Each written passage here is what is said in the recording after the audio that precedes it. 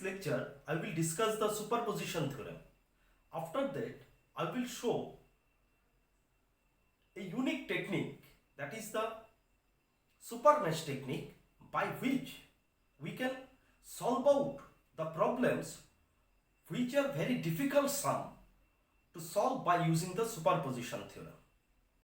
Superposition theorem states that in a linear bilateral circuit having more than one independent sources, voltage or current in a branch is the algebraic sum of voltages or currents due to each independent source when other sources are replaced by their impedances.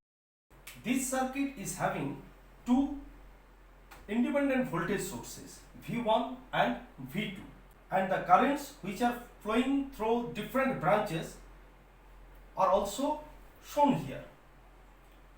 Now, what will be the total current I1, what will be the total current I2 and I3? How could we find out the branch currents for this circuit by using superposition theorem? According to the definition, at a time we should consider only one voltage source. Whenever V1 is considered, at that time V2 will be replaced by making the circuit short.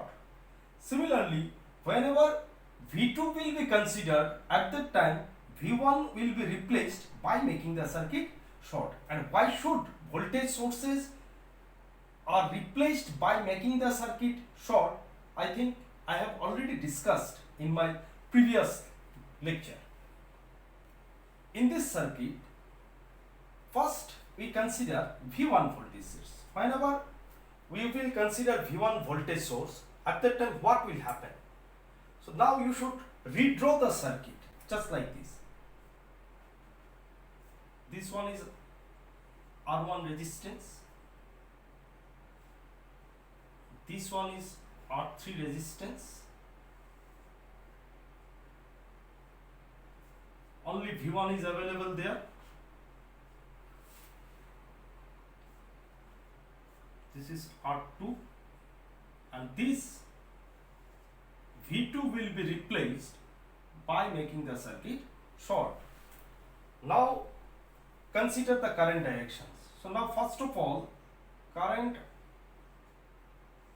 I1 dash, we are considering the current here as I1 dash. I1 dash is flowing through this R1. As there is no existence of V2, that's why obviously V1 is the driving voltage source. So it will send the voltage to this part of the circuit also. Okay. So current will flow in this manner, that is I2 dash, and another part is flowing through this R3, that is I3 dash. Ultimately, current is generated from the positive terminal of the battery source, and then it is flowing, one part is flowing like this and another part at this node. Current, as it is parallel, this branch and this branch are in parallel, obviously this I1 dash current will be divided. One part as a I3 dash is flowing through this resistance R3 and then come back to its negative terminal. Similarly, another part I2 dash is flowing through the R2 and then come back to its negative terminal of the voltage source. Clear? So this is the first case. This one is the first case.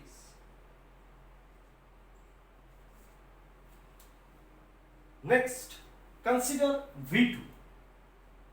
Okay, at that time V1 will be replaced by making the circuit short. Now in that case, this is the second case, R1,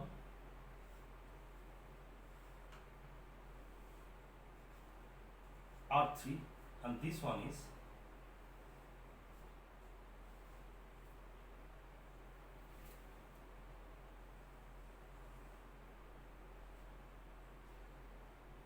V2, and this one is R2.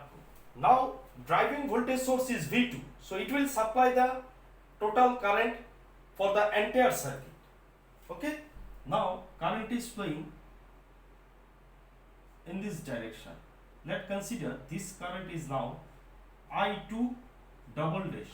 Similarly, another branch of current is flowing through this R1, which has been considered as I1 double dash, and another branch is through R3, that is I3 double dash. Okay, actually here we have implemented the homogeneity property. That means individual effects of the independent sources are considered here. In first case, individual effect of V1 is there, and in that case, that is the second case. This one is the second case. In this second case, we have considered the individual effect of voltage source V2. Okay.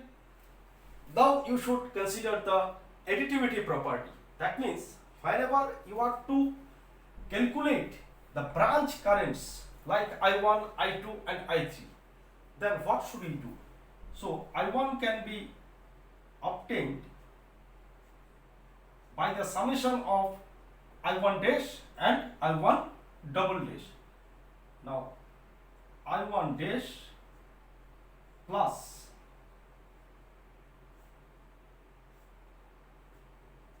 I1 double dash. Now just go through the circuit. Here in the actual circuit, I1 was flowing in this direction. This is the direction for the I1. In the first case, I1 dash is maintaining the same direction.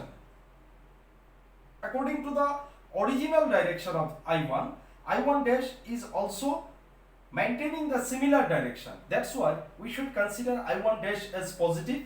Now consider this second case where I1 double dash is not maintaining the actual direction of I1. It is flowing from the right side to left hand side. Okay, that's why I1 double dash should be considered as minus. So I1 equals to I1 dash minus I1 double dash. Similarly, in case of I2, what is the total current I2?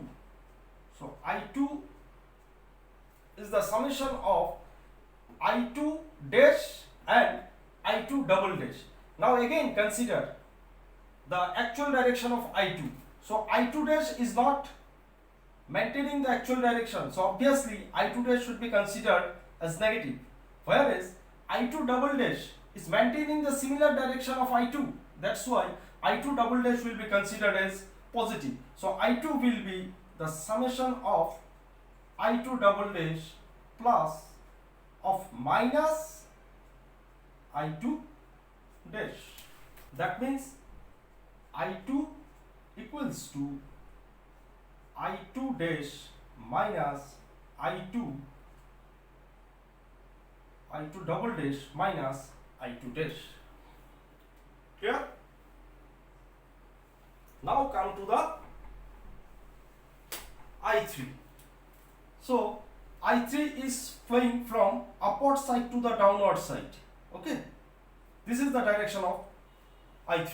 Now in the first case as well as in the second case, I3 dash and I3 double dash are maintaining the actual direction of I3.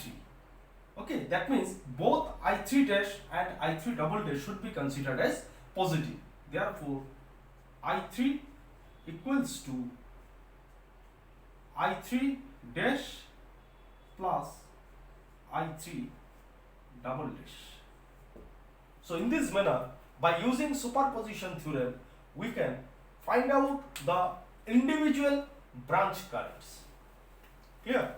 That means whenever we are supposed to consider V1 voltage source, at that time that voltage source will be replaced by making the circuit short, as if there is no existence of V2. Okay, that means this part this voltage source is acting over this part of the circuit also.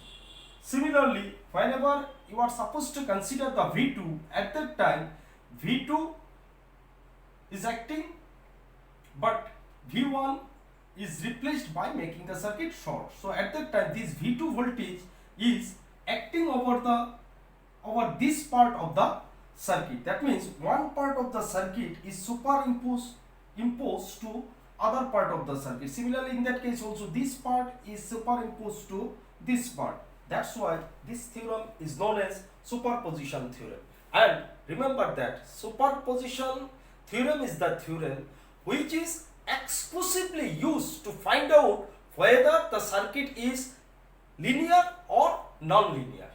Okay, so that is the theorem which is applicable to justify the linearity of a circuit.